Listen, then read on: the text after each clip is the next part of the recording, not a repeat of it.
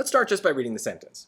In the late 18th century, Western farmers living in what was then mostly unorganized territory claimed by the state of Virginia was eager to get their crops into market along the coast, but poor roads made transportation difficult. I don't know if you heard it, but you kind of lose track of what the sentence is saying in the middle. There's just like a lot of clauses floating around, and we kind of stretch out before we kind of get to the action of the sentence. That's not good.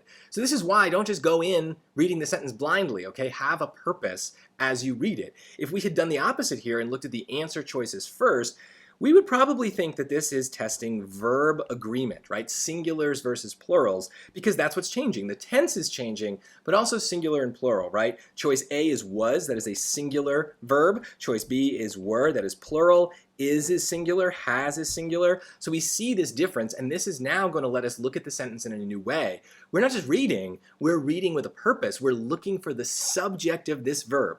If it's plural, we know the answer. If it's singular, we can at least get rid of the answer, but then we'll have to think about why it might be different tenses. But let's think about singulars and plurals first. What are we talking about here?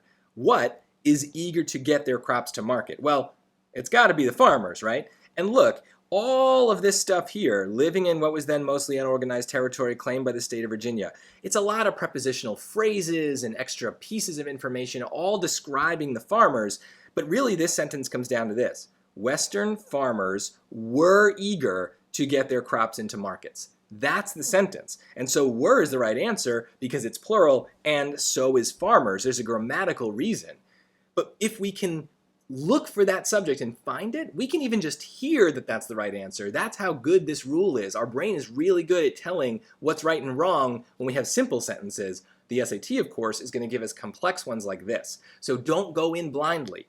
Try to use the answer choices to anticipate what they might be asking you about, what rules might apply, and then when you read, you've got those rules in mind, so it's much easier to understand what you're reading.